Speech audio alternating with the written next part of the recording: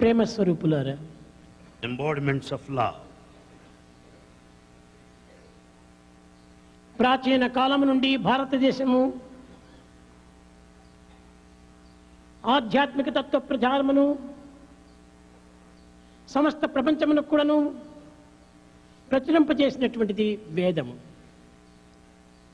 Since ancient times, it is from this sacred land of Bharat, the spiritual principles have been propagated, publicized all the world over, based on Veda.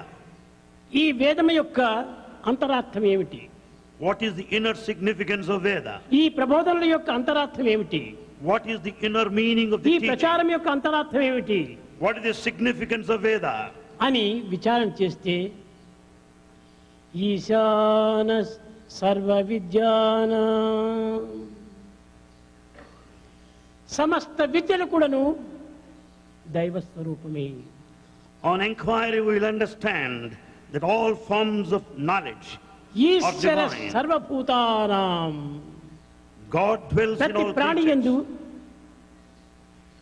ప్రతి ఆకారమునందు, ప్రతి జీవి యందు ఉన్నది దైవత్వమే.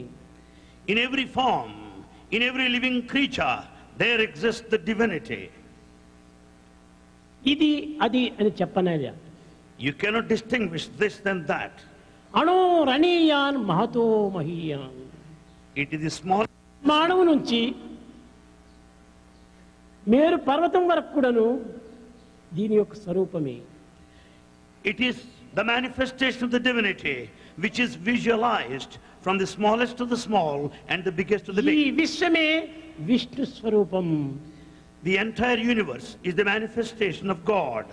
ఈ విష్ణు స్వరూపమైనటువంటి విషయాన్ని తెల్లవారి మొదలుకొని రాత్రి పరుండనంత వరకు చూస్తూ, అనుభవిస్తూ, ఆచరిస్తూ, ఆనందిస్తూ తిరిగి దైవాన్ని ఆశిస్తూ ఉన్నారు. ఇది ఎంత వెర్రితనం!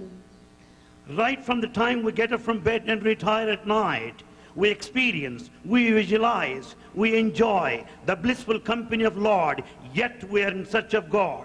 మన చూపులకు గోచరమయ్యేటువంటిదంతా కూడాను దైవ స్వరూపమే.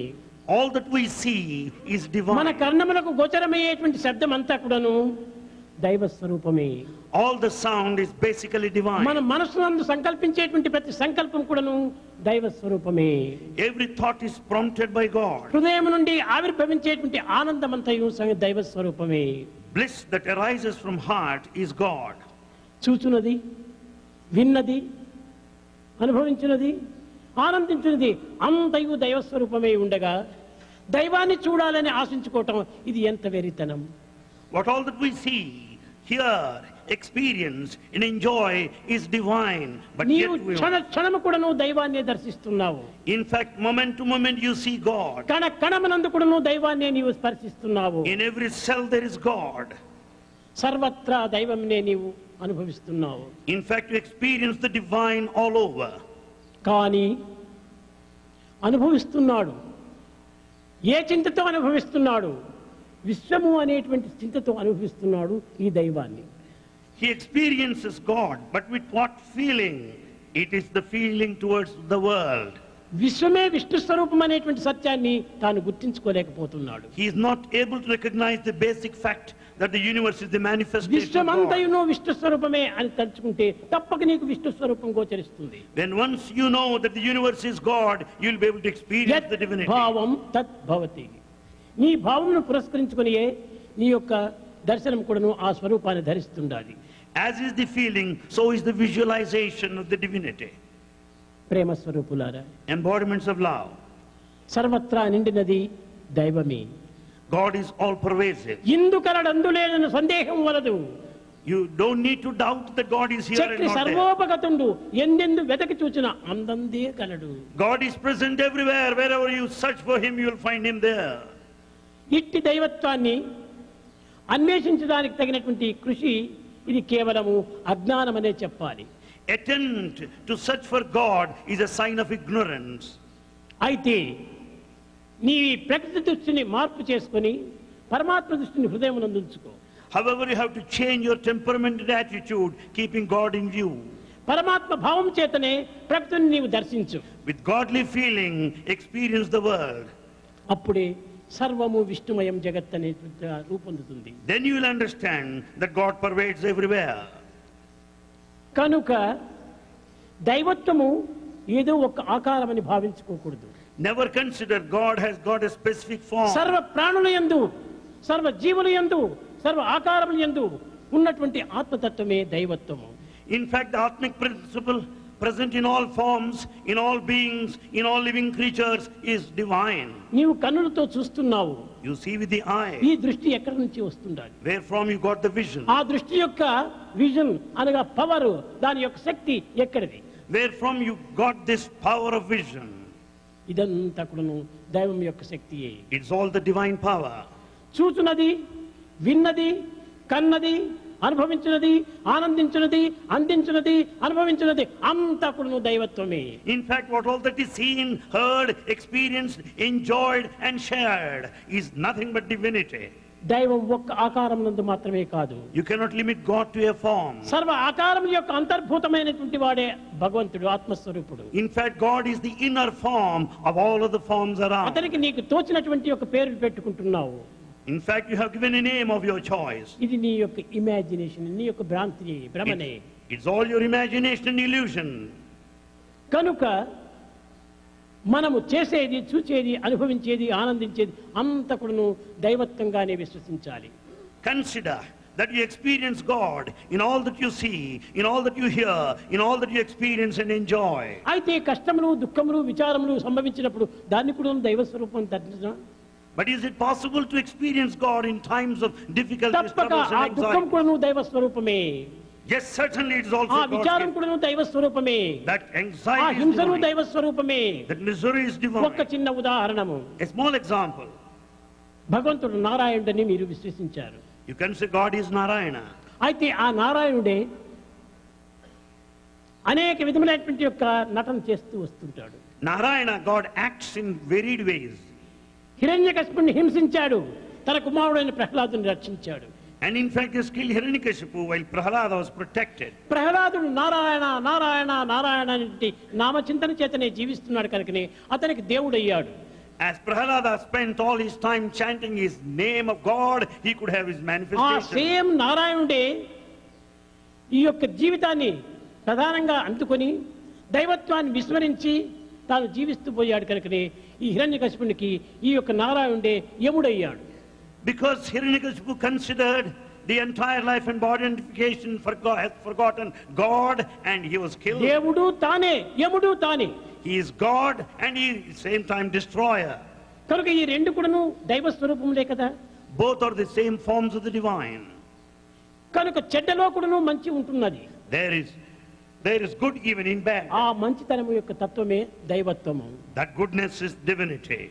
ఉపనిషత్తులు చెప్తూ వచ్చాయి. Upanishads declare, ఈశ్వర సర్వభూతానాం ఈశావాసం జగత్సు అనగా ప్రతి ప్రాణి యందు కూడాను, ప్రతి జీవి యందు కూడాను, ప్రతి మానవుని యందు కూడాను ఉన్నటువంటి యొక్క దైవత్వమే నిజమైనటువంటి వేదాంతము అని బోధించింది.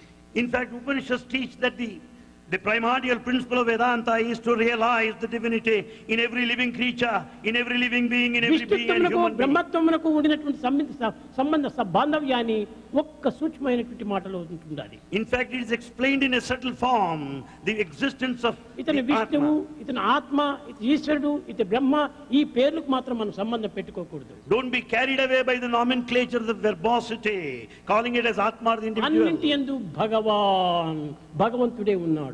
Bhagavan, God is present in all. భజన బినా సుఖ శాంతి నహీ,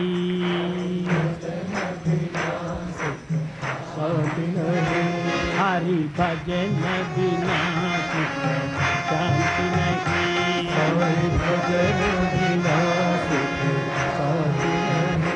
హరి నామ బినా ఆనంద నహీ,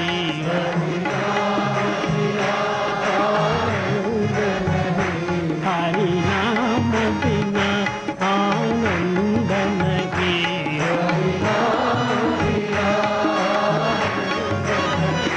హరి భజన బినా సుఖ శాంతి నహీ.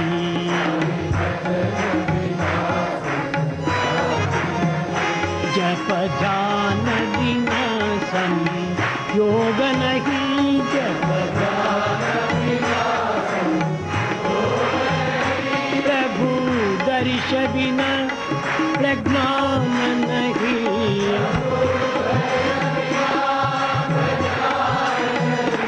दया धर्म बिना सत्कर्म नहीं,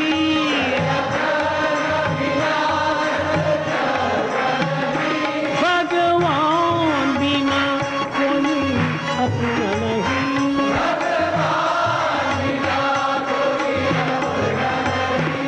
भगवान बिना कोई अपना नहीं,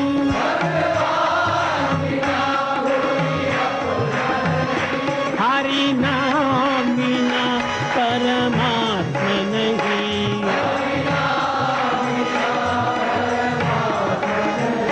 हरि नाम बिना परमात्मा नहीं,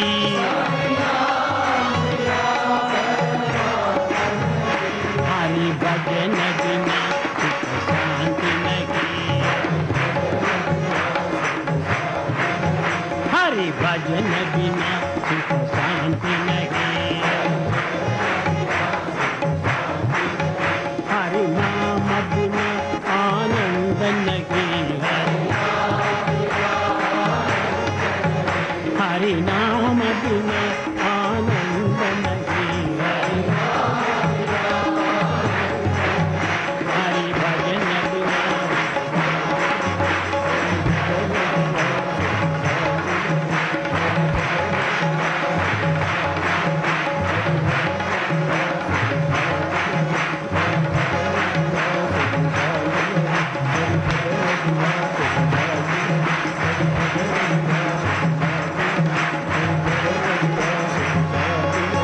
हरि नाम बिना आनंद नहीं, हरि भजन बिना, हरि भजन